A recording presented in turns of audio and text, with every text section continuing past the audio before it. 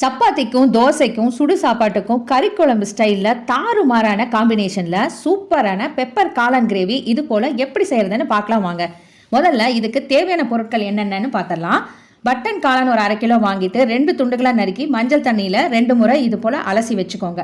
அடுத்து தேவையான அளவு உப்பு, 1/2 எலுமிச்சம்பழம், பொடியாக நறுக்கியது மல்லித்தலை ஒரு கைப்பிடி, 1 ஸ்பூன் மிளகுத்தூள், 150 கிராம் தக்காளியை நல்லா பழுத்த தக்காளியாக மிக்சியில் அரைச்சி வச்சுக்கோங்க.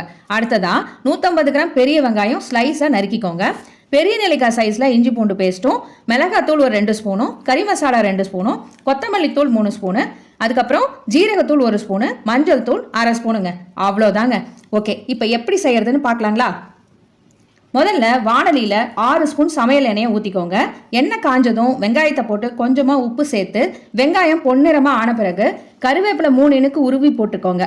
அடுத்ததாக இஞ்சி பூண்டு பேஸ்ட் போட்டு ஒரு தாட்டி கிளறி விட்டுக்கோங்க. பிறகு இதில் நைஸாக அரைச்சி வச்ச தக்காளியை இதில் சேர்த்து ஒரு 5 நிமிஷம் பச்சை வாசனை போகிற அளவுக்கு வேக விடுங்க. இது போல் எண்ணெய் பிரிஞ்சு வந்த பிறகு நாம் எடுத்து வச்சிருந்த ஆரம்பத்திலே நான் சொன்ன இந்த பொடிகளை இதில் சேர்த்துக்கோங்க. இது போல 2 முறை நல்லா கிளறி விட்டுக்கோங்க. இப்போ காளான் இதில் சேர்த்தரலாம். காளானை உடஞ்சிராம கிளறி விடுங்க. இனிமேல் ஸ்டவ்வை சிம்மில் வச்சுக்கோங்க. தேவைக்கேற்ப உப்பு போட்டுக்கோங்க. காளான் உடையாம 2 கிளறி விட்டுருங்க. ஒரு மூடி போட்டு சிம்மிலேயே 10 நிமிஷம் வேக விட்டுருங்க. 10 நிமிஷம் கழிச்சு ஓப்பன் பண்ணிட்டு அது கூட நம்ம எடுத்து வச்ச பெப்பர் தூளையும் லெமனையும் கொத்தமல்லி இலையும் இது கூட சேர்த்துட்டு ஒரு கிளறி கொதிக்க விட்டு இறக்குனீங்கன்னா கம கம கமன்னு கறி குழம்பு வாசனையில் காளான் குழம்பு ரெடிங்க. இது போல் நீங்களும் செஞ்சு டேஸ்ட் பண்ணி பார்த்துட்டு எப்படி இருந்ததுன்னு கமெண்ட்ல சொல்லுங்கள்.